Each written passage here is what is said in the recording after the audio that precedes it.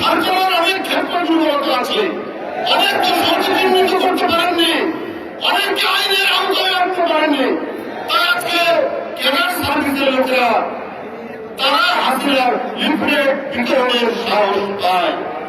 এই জন্য বলছি উপদেষ্টা মহোদয়, আপনারা যে কাজগুলো করুন, আরো সরকার থাকলে সমালোচনা করবে, সব সমালোচনা বিরোধিত নয়। আপনাদের সমালোচনা হবে না।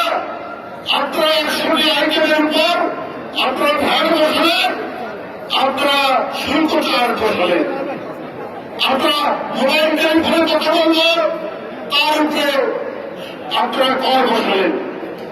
আমরা ওষুধ খাবো, সেই ওষুধের উপর আপনারা কর বসালেন, ভ্যাট বসালেন।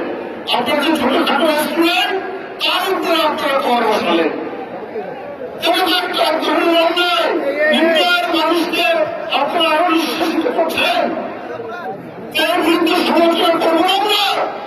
অথচ 40,000 জুয়েলারি, এর মধ্যে মাত্র 8,000 জুয়েলারির দোকান তাদের ভ্যাটের নিবন্ধন আছে, মাত্র 20%।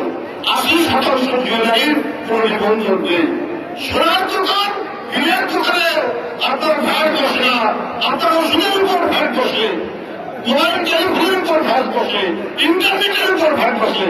তো এর জন্য কি আমরা সমালোচনা করবো না? সমালোচনা করলে সরকার তো আরো সতর্ক হয়, সরকার তো সচেতন হয়। এই জন্য সমালোচনা করা।